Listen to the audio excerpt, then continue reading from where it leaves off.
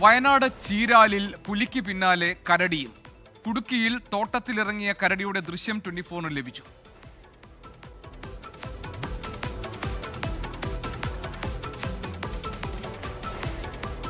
സുർജിത്ത് അയ്യപ്പത്തുണ്ട് വയനാട്ടിൽ നിന്ന് വിവരങ്ങളുമായി. സുർജിത്ത്, എപ്പോഴാണ് കരടി ഇറങ്ങിയത്? ഇത് പുലിയും കരടിയും ഒക്കെ നാട്ടിലേക്ക് ഇറങ്ങുന്നു എന്നതാണല്ലോ ഇപ്പോൾ അവിടുത്തെ നാട്ടുകാരുടെ ഒരു പേടിയും അനുഭവവും ഒക്കെ. എന്താണ് വിവരങ്ങൾ?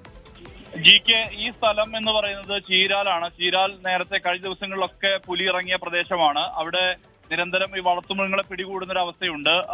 നായ അടക്കമുള്ള വളർത്തുമൃഗങ്ങളെ പിടികൂടുന്ന ഒരു അവസ്ഥയുണ്ട്.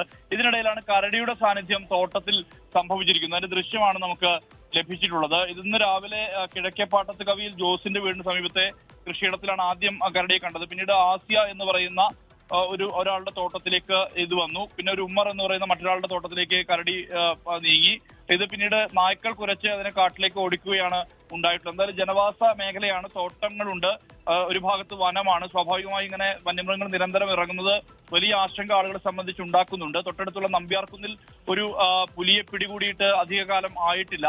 അത് കൂടുവെച്ച് വനംവകുപ്പ് പിടികൂടുകയാണ് ഉണ്ടായിട്ടുള്ളത്. എന്തായാലും ഈ പുലി സാന്നിധ്യം കഴിഞ്ഞ ദിവസങ്ങളിലൊക്കെയുണ്ട്. വളർത്തുനായ്ക്കൾ, കോഴികൾ, ഇതിനെയെല്ലാം തന്നെ പിടിച്ച് കൊണ്ടുപോകുന്ന ഒരു അവസ്ഥയുണ്ട്. ഇതിനിടയിലാണ് ഇപ്പോൾ കരടിയുടെ സാന്നിധ്യം കൂടി ഇതേ പ്രദേശത്ത് വന്നിരിക്കുന്നത്. ആശങ്കയാണ് നാട്ടുകാരെ സംബന്ധിച്ച്. ജി.കെ.